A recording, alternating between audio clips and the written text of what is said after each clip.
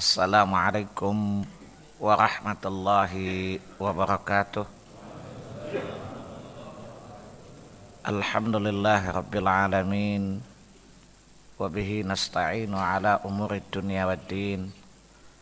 Wassalatu wassalamu ala ashrafil anbiya'i wal mursalin. Wa ala alihi wa ashabihi wa man tabi'ahum bi ihsanin ila yaumiddin. Ya ayyuhalladzina amanu taqullaha wa qulu qawlan sadida yuslih lakum a'malakum wa yaghfir lakum dhunubakum wa may yuti'illaha wa rasulahu faqad faza fawzan 'azima.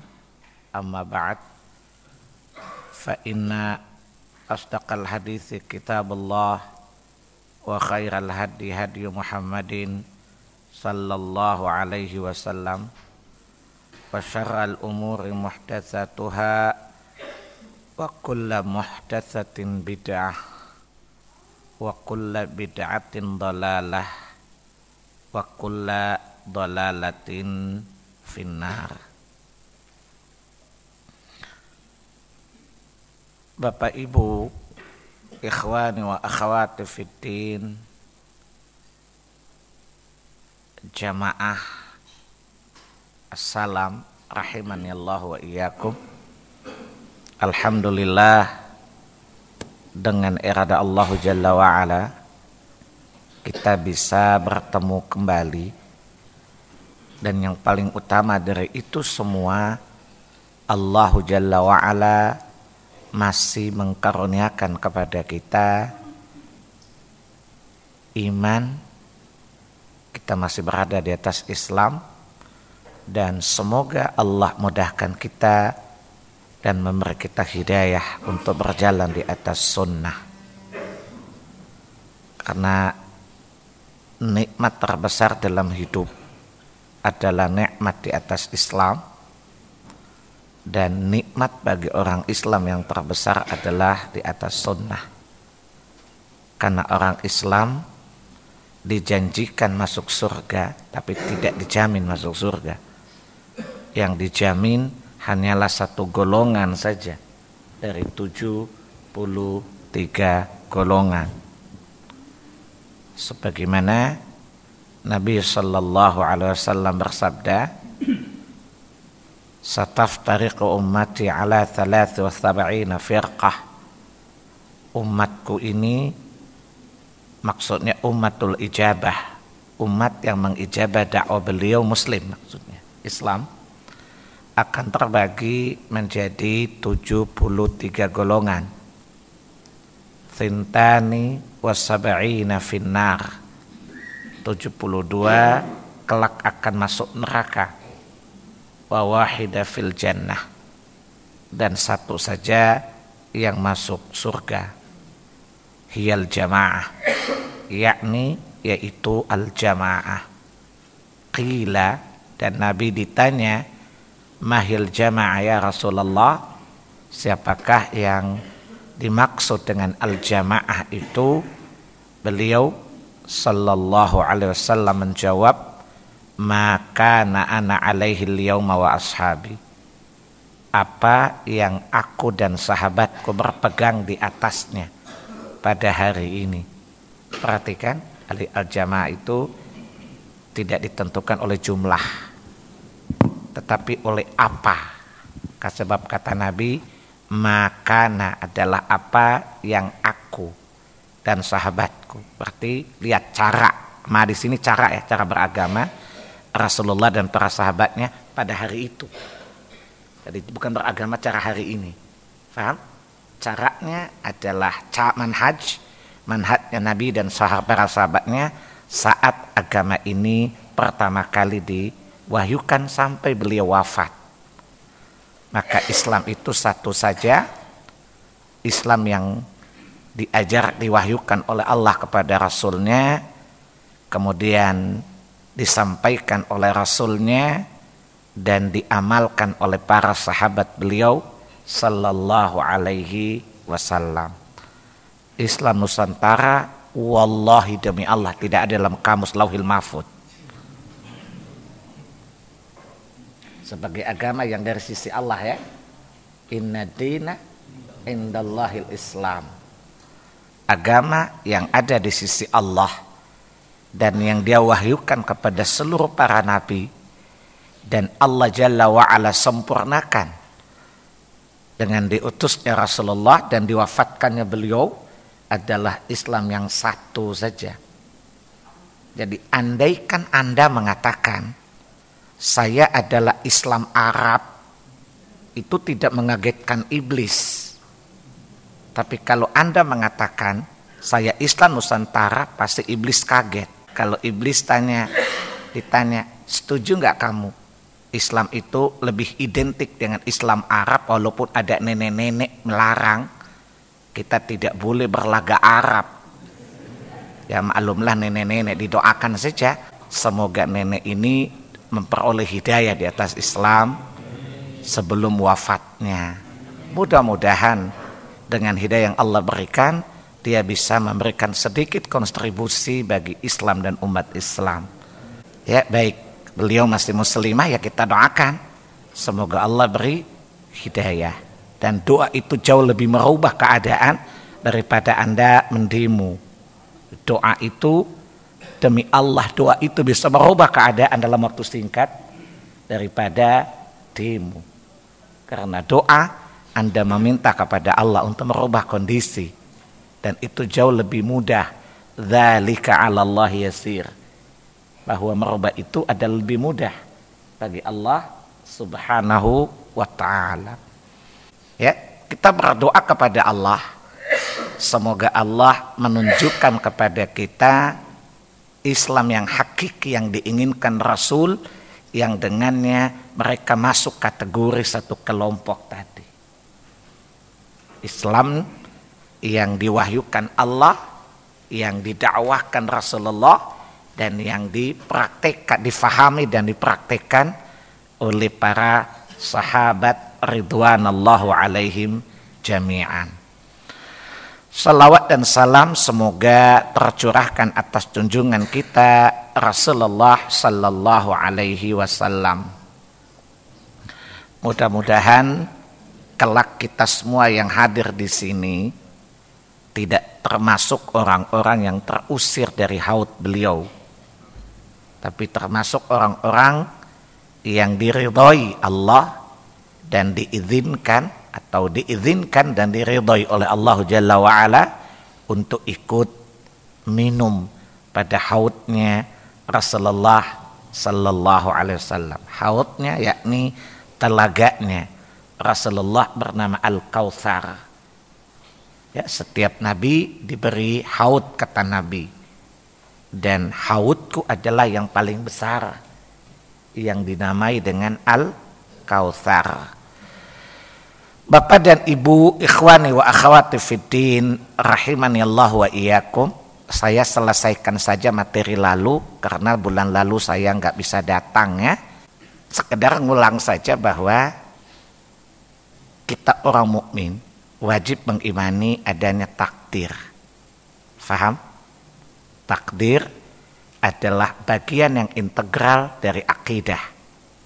Dia rukun keenam dari rukun iman yang menjadi pokok, menjadi landasan akidah Islam. Menafikan salah satu dari rukun iman bukan tidak sempurna imannya, tapi kafir, batal keislamannya. Karena meniadakan satu rukun sama dengan meniadakan seluruhnya. Karena satu rukun menjadi syarat bagi rukun yang lain. Anda bayangkan kalau syaratnya hilang, maka otomatis rukunnya pun tidak berlaku. Ya.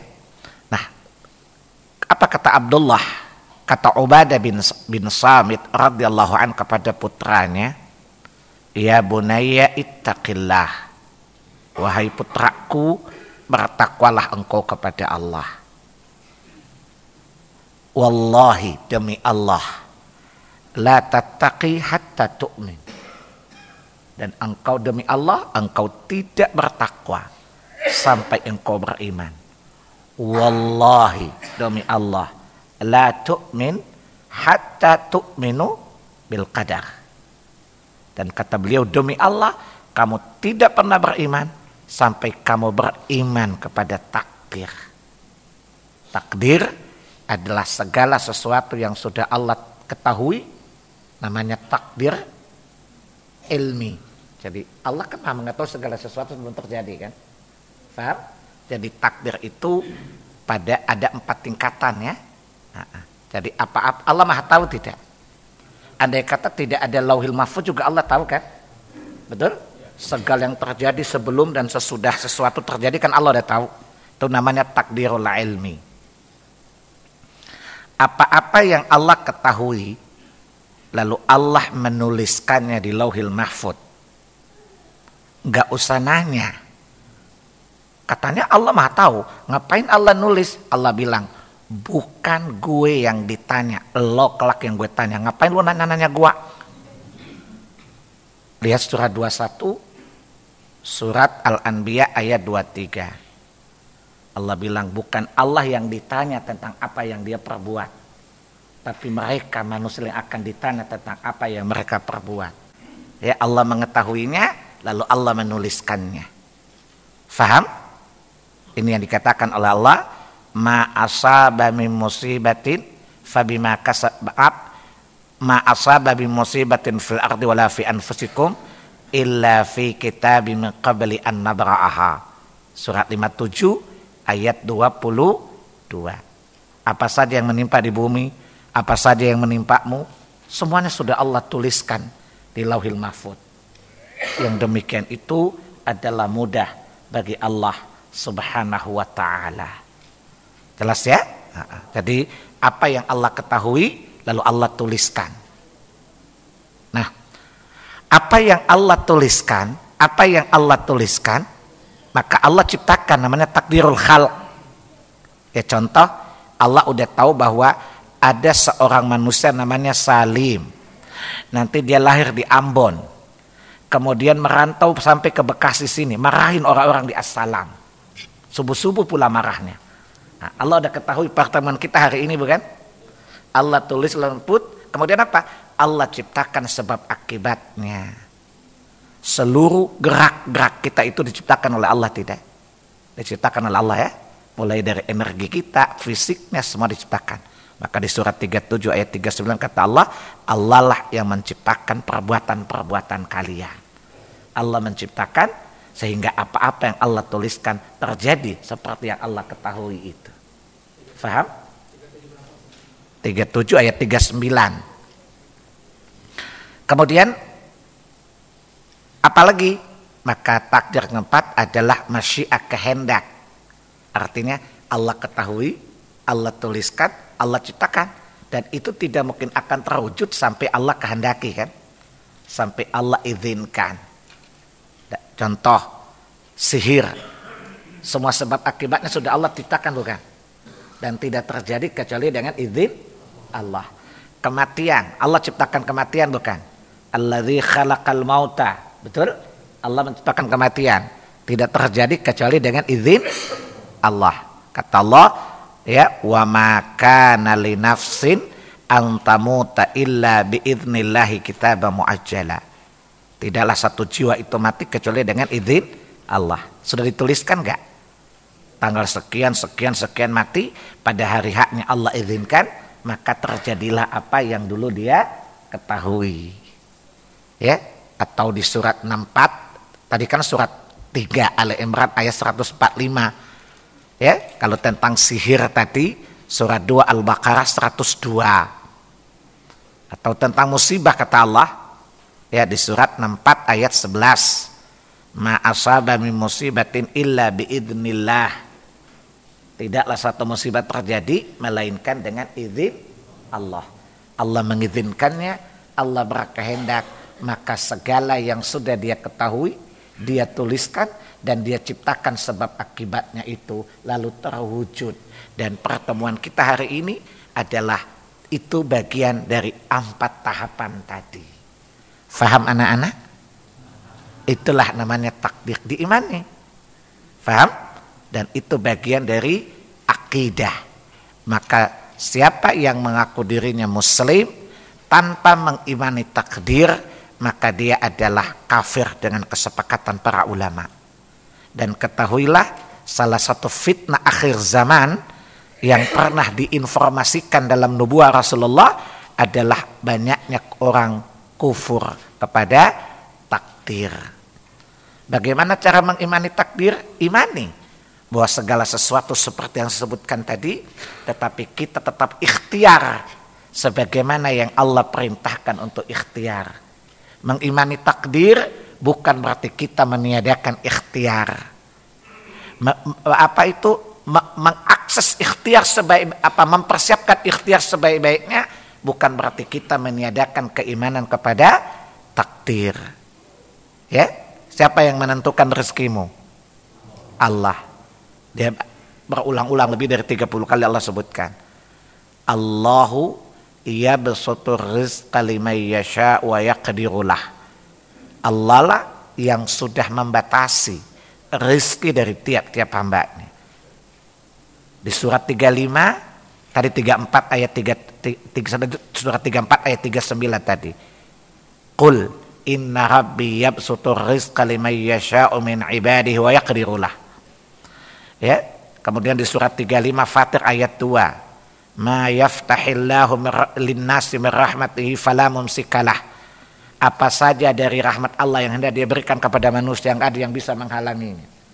Ya. Wa ma yumsik, dan apa yang dia tahan tidak ada yang bisa meloloskannya. Itu diimani. Tetapi keyakinan kepada takdir ini tidak boleh meniadakan ikhtiar. Di surat yang lain Allah katakan, misalnya surat Al-Jumu'ah ayat 10. Idza qudiyatis salatu fantashiru fil ardi wabtaghu min fadlillah wadhkurullaha katsiran la'allakum tuflihun. Betul ya? Apabila kalian telah selesai dari sholat Jumat atau sholat secara umum, maka bertebaranlah di muka bumi untuk mencari karunia Allah. Ada satu jamaah biasa meninggalkan keluarganya 3 hari, 3 minggu, 40 hari tanpa meninggalkan nafkah buat bininya. Bininya bilang, tuh saya makan apa? Percaya takdir, serahkan kepada Allah. Nabi aja ikhtiar dulu baru tawakal. Ini tawakal kosong namanya. Ya, saya pernah punya sepupu punya laki model itu. Bininya mau melahirkan, dia pergi khuruj. Ya, itu nggak ada biaya, tawakal. Nah, udah pulang-pulang anak udah lahir. Ya, nanti kalau dia pulang dia meminta makan, suruh duduk tunggu tawakal. Allah sudah takdirkan. Nah, begitu dia pulang-pulang, kok nggak ada makanan? Saya ajar bininya jawab, tunggu kalau Allah takdirkan yang kenyang loh, duduk di situ. Nah, paham? Udah lohor, udah lewat, kok nggak ada makanan? Takdir. Tunggu aja, nanti kalau takdir makanan loncat dari dapur. Tunggu aja di situ. Nah, kapok dia. Nah, udah. Besoknya saya suruh sepupu saya naruh pasir sama kayu-kayuan di meja makan. Tutup rapi lagi. Dia buka kok pasir. Tunggu takdir pasti berubah. Paham? Kerjain cara orang berpikir picik. Tapi jangan coba kerjain orang, kan hujahnya kurang kuat. Nah, jadi berimani takdir itu secara proporsional ya. Nah, mengimani bahwa Allah sudah menetapkan segala sesuatu, tapi wajib berikhtiar. Sebagaimana Allah perintahkan kita untuk ikhtiar. Burung pun demikian, dia tawakal, tetapi dia tetap berikhtiar. Dan Allah sudah tentukan jatahnya. Itu cara global. Takdir secara khusus adalah bahwa setiap orang mukmin sudah Allah tetapkan pasti akan kena fitnah.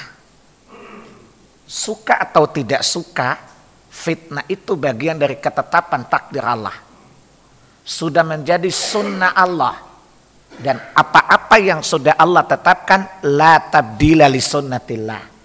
Tidak ada perubahan apapun pada sunnah-sunnah Allah Jalla wa'ala.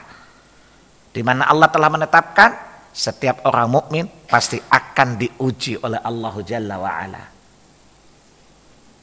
Dalam surat 29, surat Al-Ankabut ayat 2 dan 3 kata Allah, ahasiban nasu ayyutraku ayyaqulu amanna wa hum la yuftanun. Apa kalian mengira, apa manusia itu mengira, menyangka bahwa aku Allah akan membiarkan dia mengatakan kami telah beriman. Kata Allah, wa hum la yuftanun. Apa mereka tidak diuji dulu? Walaqad fatanna alladzina min qablim, sungguh orang-orang sebelum mereka telah saya uji, kata Allah. Wala ya'lamanna alladzina kadzabu wala ya'lamal ladzina sadaqu wala ya'lamal ladzina kadzibun. Dengan demikian Allah mengetahui siapa yang benar imannya dan siapa yang mendustakan imannya. Ya, Allah mentakdirkan kebaikan, Allah juga mentakdirkan keburukan. Pertanyaan suka muncul, kenapa Allah ingin kita baik? Tapi kenapa Allah ciptakan buruk? Kan kata Allah, liyabluwakum ayyukum ahsanu amala. Allah menciptakan segala sesuatu untuk kalian, dunia ini dan isinya, seluruh aset bumi ini, kehidupan kematian, agar dia menguji kalian siapa yang paling baik amalnya. Kalau semua baik aja, ya kapan kita tahu kita jadi orang baik, kapan diuji? Maka Allah menguji kita dengan, kata Allah, wa nabluukum bisyarrin wal khairi fitnah.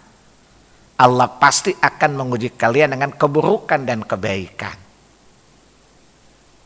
Surat 21 ayat 35, Al-Anbiya ayat 35. Nah, fitnah yang paling besar adalah fitnah yang paling besar adalah fitnah yang melanda agama kita. Dan inilah fitnah yang ditakutkan, yang dikhawatirkan oleh Rasulullah menimpa umatnya. Dan fitnah-fitnah inilah yang selalu Rasul mohon perlindungan dari Allah Jalla wa'ala. Allahumma inni a'udzubika min adzabi jahannam wa min adzabil qabri wa min fitnatil mahya wal mamat. Ya, wa min fitnatil masihi ad-dajjal. Jadi ada fitnah yang banyak dan akan menimpa kita. Nah, sumber fitnah itu dua. Jadi fitnah itu, ya sifat fitnah itu dua ya. Atau sumber fitnah itu dua. Nah, ini yang kemarin belum saya bahas. Pertama adalah syahwat. Yang kedua adalah syubuhat. Tahu syahwat? Syahwat berkaitan dengan dunia. Dan ini yang paling dikhawatirkan oleh Rasulullah sallallahu alaihi wasallam. Karena syahwat inilah. Jadi syahwat dan syubhat itu kedua-duanya adalah produk iblis. Produk siapa? Iblis. Seperti yang iblis Allah nukilkan kepada kita perkataan iblis di surat 7, surat Al-A'raf ayat 16 dan 17. Fabima aghwaytani la'aqudanna lahum siratakal mustaqim. Kata iblis, karena aku telah divonis sesat ya Allah, maka aku akan menghalangi mereka, aku akan menjauhkan mereka dari jalanmu yang lurus. Jadi iblis bersumpah akan merusak agama kita. Paham? Iblis bersumpah bahwa dia akan menimpakan fitnah terhadap din kita. Dan ini adalah seberat-beratnya fitnah. Mana kita yang udah ngaji puluhan tahun aja bisa sesat, bisa berubah pemikirannya, betul? Karena syahwat terutama. Ya, jadi apa kata iblis? Aku akan menghalangi mereka dari jalanmu yang lurus. Tsumma la'atiyannahum min baini aydihim, Aku akan mendatangi mereka dari depan. Aku akan tanamkan, aku akan timpakan fitnah dari depan. Turjumul Quran, penafsir Quran terbaik umat ini adalah Abdullah bin Abbas radhiyallahu anhu. Berdasarkan doa Nabi sallallahu alaihi wasallam, Allahumma faqihhu fid din wa 'allimhu fi ta'wil Quran. Ya. Rasulullah berdoa, Allahumma faqihni fid din. Ya Allah, faqihkan Abdullah bin Abbas dalam urusan agama ya Allah. Ya. Wa 'allimhu fi ta'wil Quran, dan ajarkan dia dalam menakwilkan Al-Quran. Maka Umar, orang sekaliber Abu Bakar, orang sekaliber Umar pun selalu minta rujukan pendapat Abdullah bin Abbas, padahal selisih umurnya sangat jauh. Ya, jadi apa kata Abdullah bin Abbas? Yang dimaksudkan iblis membaini aidihim, yaitu apa? Dia akan menanamkan cinta dunia, hubbud dunia, wa min khalfihim, dan aku akan mendatangi mereka dari belakang, wa karahiyatul maut, yaitu manusia itu benci kepada kematian, lupa kepada akhirat. Ini fitnah bukan? Fitnah.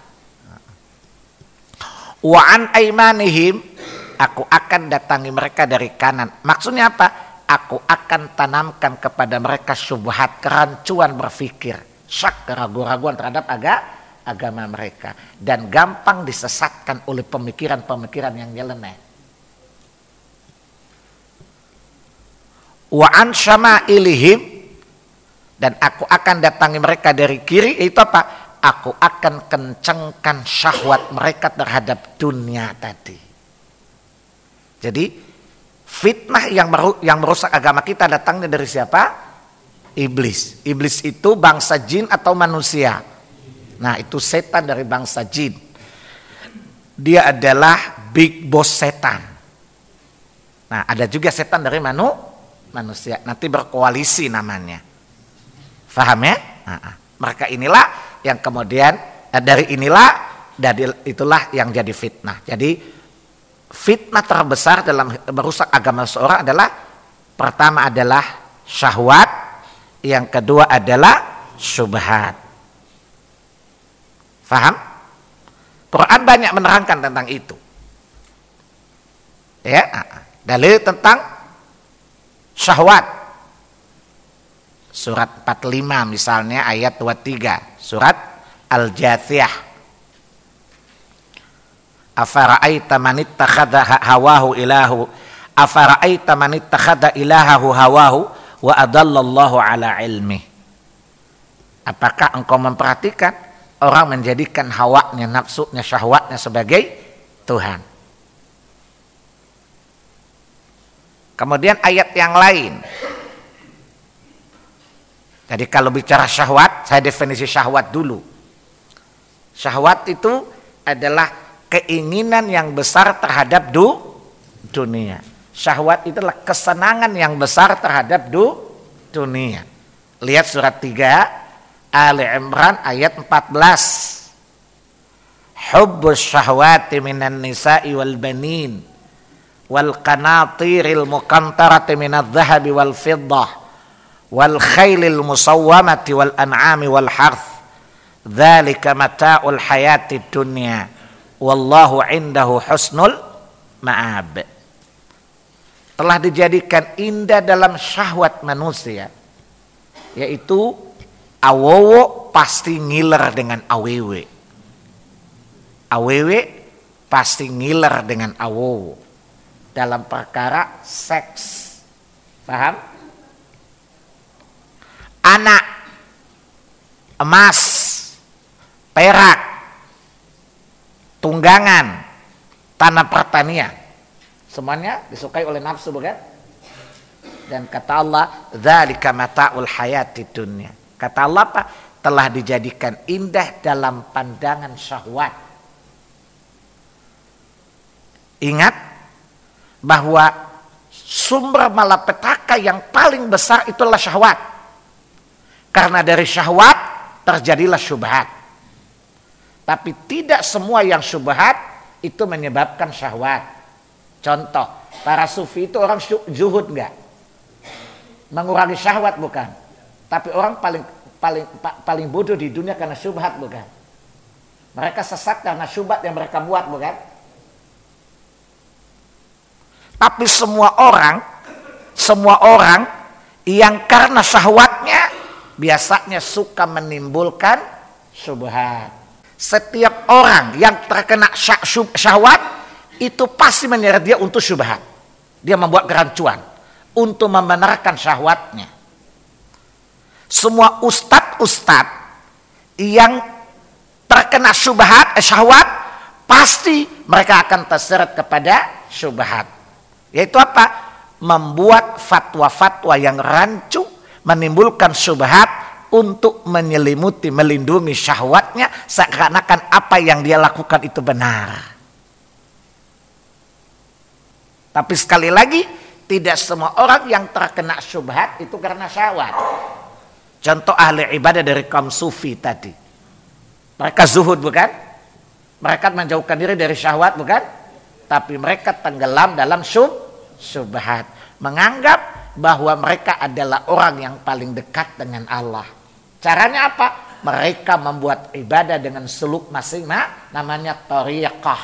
Ada Naqsabandiyah lah, ada Qadiriyah lah, macam-macam. Mereka mencari jalan masing-masing dan mereka meyakini apa yang mereka lakukan benar. Ini namanya syubhat. Banyak sekali.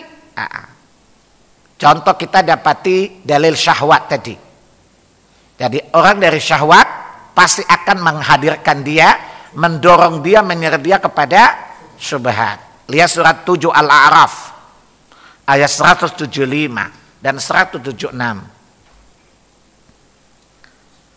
Watlu alaihim naba alladhi atainahu ayatina fansalakha minha fa'atba'ahu syaitan.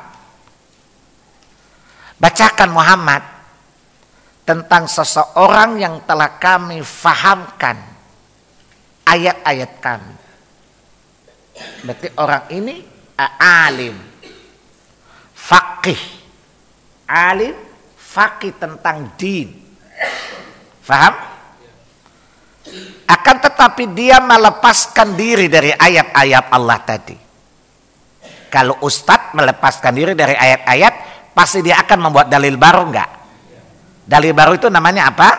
Syubhat bukan?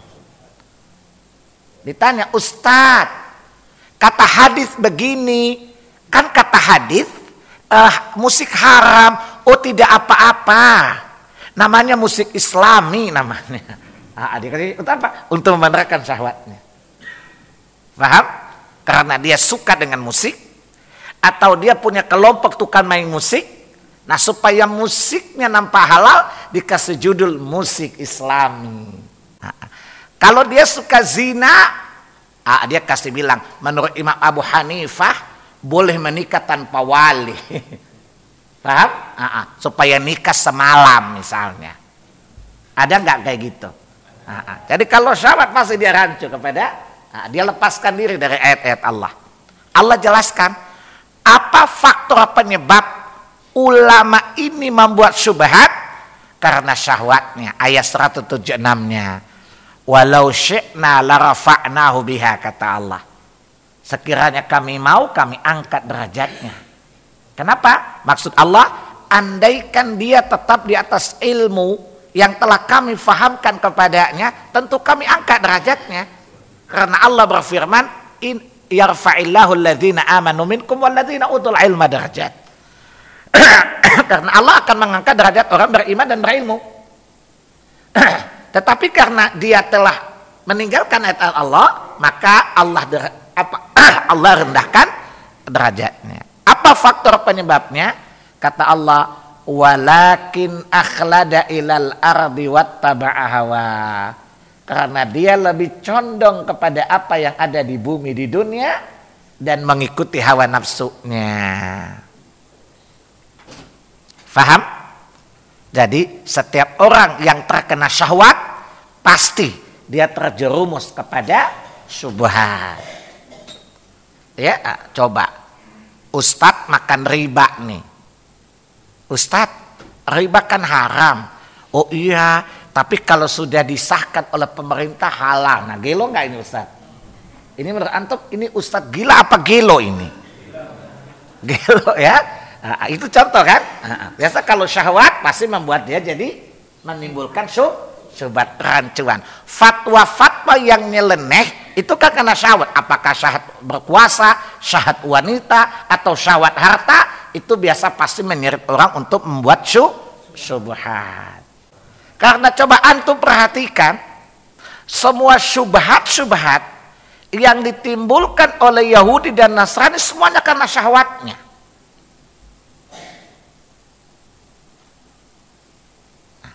Baik, sekarang itu cara umum. Sekarang coba kita lihat dalil-dalil tentang syubhat. Ingat, setiap orang yang terkena syubhat, syahwat, itu pasti terseret kepada syubhat. Tapi tolong diingat juga, orang yang terjatuh kepada fitnah syahwat, kalau datang ilmu kepadanya, ya tidak serta-merta orang itu hilang syahwatnya. Maka yang berbahaya apa? Syahwat. Orang yang terkena syubhat, begitu dia belajar sungguh-sungguh syubhatnya hilang, tapi tidak serta-merta syahwatnya hilang. Jadi orang yang terkena syubhat itu paling rusak, karena merusak agamanya. Tetapi lebih mudah pulih. Betul? Contoh Abu Hasan Al-Asy'ari rahimahullahu ta'ala. Di awalnya kena syubhat bukan? Tetapi begitu beliau belajar, beliau pun terbebas dari syubhat. Begitu juga Imam Al-Ghazali. Tetapi orang yang terjatuh dalam syahwat, walaupun dia telah bebas dari syubhat, tidak serta-merta dia pun bebas dari syahwat. Nah, contoh ayat-ayat tentang syubhat. Lihat surah 2 Al-Baqarah. Maka saya ulangi. Dosa apa yang paling besar dari dosa syirik? Ingat, dosa syirik itu dosa terbesar. Tapi ada dosa yang lebih besar dari dosa syirik, yaitu syubhatnya ulama. Karena kalau orang berbuat syirik, taubatnya mudah. Dan tidak membawa kerusakan bagi orang lain, cuma buat dirinya. Dan hanya satu dosa yang dia buat. Faham? Saya ulangi. Dosa syirik, dosa besar enggak? Tapi ada dosa lebih besar lagi, yaitu syubhatnya ulama. Kenapa? Karena orang berbuat syirik mungkin karena awamnya, maka tidak mungkin dia sesatkan orang lain. Tapi ulama yang menimbulkan syubhat, yang disesatkan bisa jutaan. Betul?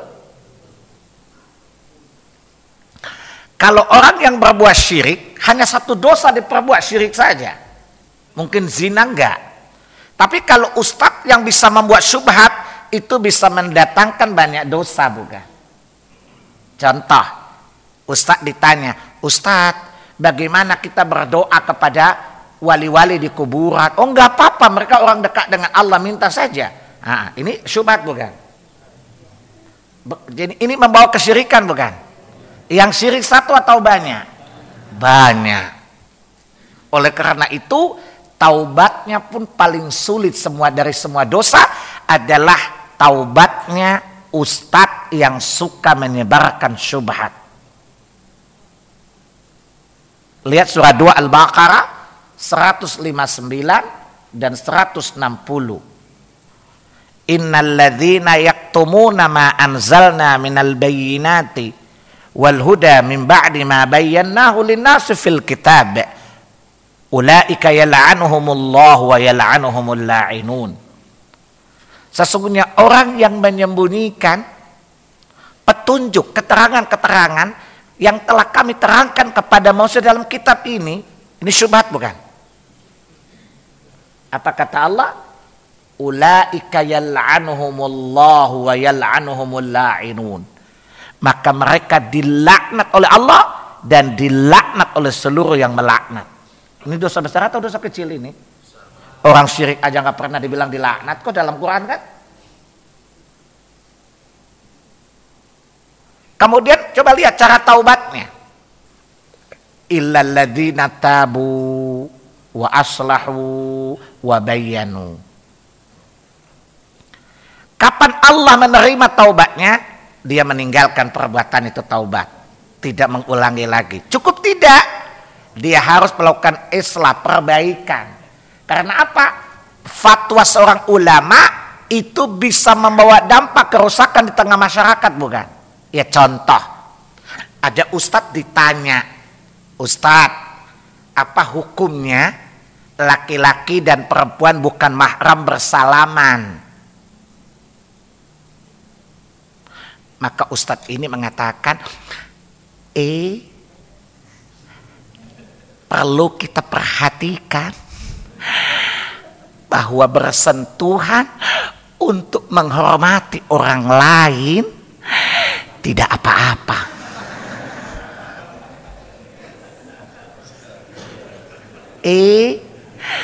Asalkan nawaitunya. Asalkan nawaitunya. Nah, begitu kira-kira. Anak muda bilang cipika-cipiki nggak apa-apa. Ternyata apa? Menyerah kepada zina, bukan? Paham? Hanya membolehkan salaman. Yang penting nawaitunya. Kata anak muda, mantap. Cocok. Kayaknya ini ustadz gue banget gitu loh. Maka mulai hari ini salaman, besok cipika-cipiki, lama-lama berkhalwat. Itu adalah apa? Namanya talbis iblis, perangkap-perangkap setan. Dan banyak orang berzina. Tanya lagi, Ustadz, apa hukumnya memilih pemimpin kafir? Saya tegaskan lagi, kepemimpinan berkaitan dengan profesionalitas. Kalau seseorang dia amanah, dia profesional, tidak mengapa dia kafir. Kata iblis, di luar dugaan. Di luar ekspektasi jawabannya. Orang memilih pemimpin kafir dan kebijakan orang kafir merusak banyak syariat. Allah tidak terima taubatnya sampai dia bikin perbaikan akibat kerusakan fatwanya tadi. Dan kata malaikat, taubat yang mau diterima dan Faham maksudnya? Ini rusak nggak? Rusak kan? Oh, dirusakkan banyak sekali. Maka orang mukmin, orang muslim yang memberikan kepemimpinan kepada orang kafir, kemudian orang kafir membuat kebijakan merusak agama, orang ini tidak diterima taubatnya oleh Allah sampai dia melakukan recovery. Makanya jangan coba-coba daftar jadi ustadz ya kalau bodoh-bodoh ya. Kenapa? Dosanya luar biasa. Ini namanya apa? Ustadz yang masuk bursa efek dosa. Mana sahamnya dibeli semua orang lagi? Dia komisaris bukan? Dia dapat dividen dong. Paham? Yang kata Nabi, mandalla ala dhalala, barang siapa yang memberi petunjuk kepada kesesatan, dia menanggung dosa sebanyak orang yang melakukannya. Dan tidak sedikit syubhat itu menimbulkan kerusakan bukan? Maka Allah tidak terima taubatnya sampai dia melakukan perbaikan dari kerusakan akibat fatwanya tadi.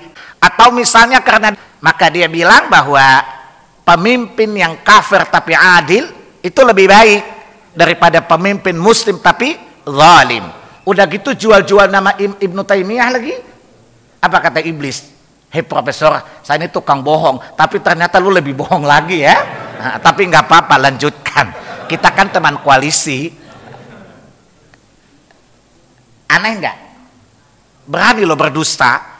Dan kerusakan diakibatkan ucapan mereka banyak sekali bukan? Contohnya lagi dia berkepernyataan mengucapkan selamat Natal tidak merusak akidah. Orang kemudian mengucapkan selamat Natal dan itu memasyarakat. Allah nggak terima taubat mereka karena apa? Daya rusak dari syubhat mereka lebih besar daripada pelaku kesyirikan secara individual. Faham? Cukup tidak? Yang ketiga, apa Allah terima taubatnya? wa bayyanu. Kita lihat ulama-ulama dahulu kalau rujuk kepada kebenaran, mereka biasanya apa? Mengumpulkan murid-muridnya dan menjelaskan apa yang pernah salah dulu ya. Atau menulis kitab-kitab. Imam Al-Ghazali menulis Kasyf Syubhat ala Falasifah, ya, mengungkap syubhat pada filsafat yang merancu dan merusak otak manusia. Beliau tuliskan kitab. Begitu juga Abu Hasan Al-Asy'ari, beliau juga menulis kitab yang banyak, Al-Ibanah dan sebagainya. Untuk apa? Membantah pendapat beliau sebelumnya itu Mu'tazilah. Paham? Jadi tidak cukup. Itu ada orang menganggap semua agama sampai mati nggak tobat-tobat dia. Paham?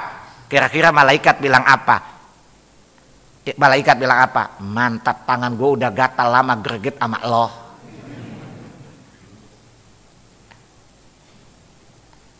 Paham? Nah, ini syubhat. Syubhat lain misalnya, ya, contoh dari Yahudi tadi. Ya, coba lihat surat 2 ayat 111. Wa qalu la yadkhulal jannata illa man kana hudan aw nasara. Orang Yahudi berkata, tidak akan masuk surga kecuali Yahudi. Ini syubhat bukan? Orang Nasara berkata, tidak akan masuk surga kecuali orang Nasrani. Selain itu tidak masuk surga. Coba lihat. Orang Yahudi paling lurus akidah Yahudinya. Dia tidak mau bagi surga untuk orang lain. Sementara orang Jil mengatakan semua orang masuk surga. Mendingan orang Yahudi lurus akidah Yahudinya. Paham? Orang Nasrani meyakini selain Nasrani tidak masuk surga. Orang Jil bagi-bagi surga ke kafir nenek moyang dia begitu. Nah ini syubhat bukan? Sama dengan orang Nasrani tadi. Atau surat 2 Al-Baqarah 135. Syubhat lain apa? Wa qalu kunu hudan aw nasara tahtadu. Orang Yahudi berkata, jadilah kalian Yahudi, pasti kalian di atas petunjuk. Di luar Yahudi sesat. Ini syubhat tidak? Syubhat. Ini asal syubhat ya. Orang Nasrani berkata, selain Nasrani kesesat. Oleh karena itu, jadilah kalian orang Nasrani. Niscaya kalian akan di atas petunjuk.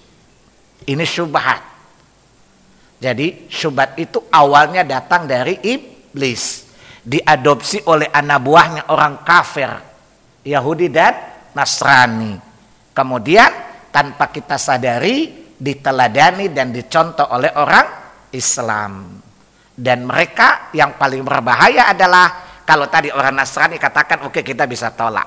Nah tapi kalau semua, coba bayangkan orang Islam dengan dalil surat 2 Al-Baqarah ayat 62. Innal ladzina amanu wal ladzina hadu wan nasara wasabiina man amana billah, terusnya itu sebagai jaminan orang Yahudi, orang Nasrani juga masuk surga.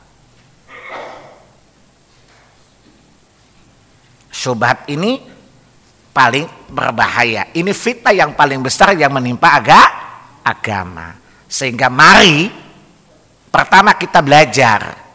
Nah, nanti saya akan jelaskan, masih ada satu sesi lagi. 7 contoh syahwat dan 7 contoh kasus syubhat. Kapan dijelaskan? Bulan depan. Enggak sekarang. Faham? Jangan maksa guru. Itu tidak sopan itu. Jadi kita jelaskan 7 contoh syubhat. Ya, nanti jelaskan contoh ini. Contohnya apa? Satu contoh nanti saya jelaskan. Hadis yang masyhur kata Nabi apa? Akan datang satu zaman di mana orang duduk bertelekan di divan-divannya. Kemudian datang sebuah riwayat dariku, maka dia katakan cukup bagiku Quran saja. Cukup bagi saya mendapati apa-apa yang dari Al-Quran, tidak selainnya. Hadis ini maksudnya apa? Nabi sudah menerangkan tentang syubhatnya ingkar sunnah. Paham? Nah, contoh hadisnya. Paham? Ini syubhat bukan? Kenapa masuk akal kan? Udah Quran aja, yang lain gak usah. Quran kan jamin benar, yang lain tentu benar. Gitu. Ya kita yang bodoh-bodoh, mana bodoh bongot lagi. Bodoh ngotot lagi, benar juga sih. Nampak logis deh gitu. Paham? Nah, itu syubhat yang pertama. Faham? Jadi inilah syubhat yang salah satu syubhat. Syubhat yang apa? Yang paling sumber dari semua syubhat apa? Kata Nabi, Allah tidak mengangkat ilmu dari kepala manusia, tapi Allah akan mengangkat ilmu dengan dimatikannya para ulama. Lalu datanglah para juhala, orang-orang bodoh, yang kemudian memberi fatwa yang sesat dan menyesatkan. Ini syubhat bukan? Ya, bodoh ngotot, bodoh belagu gitu loh. Kalau ini bukan bodoh ngotot, ini bodoh belagu. Ya, makanya coba lihat, banyak sekali orang-orang tidak berilmu itu supaya laku, dia buatkan brandednya masing-masing. Jamaah, misalnya. Saya pernah bilang begini, itu orang kayak tikus kepencet deh. Tahu tikus kejepit nggak? Ya, pernah lihat tikus kejepit nggak? Gitu ya. Jadi dibuat macam-macam supaya nampak menarik perhatian. Orang mengira itu baik karena nampak menarik sekali. Begitu juga dengan yang lain-lain. Nanti kita jelaskan contoh 7 syubhat saja. Ya, mudah-mudahan kita tidak terjatuh kepada syubhat itu. Dan 7 contoh syahwat. Supaya anak muda belajar mengekang syahwatnya. Kalau yang tua-tua rada-rada jinak lah. Saya kira cukup kita akhiri. Subhanakallahumma wa bihamdika asyhadu an la ilaha illa anta astaghfiruka wa atubu ilaik. Wassalamualaikum warahmatullahi wabarakatuh.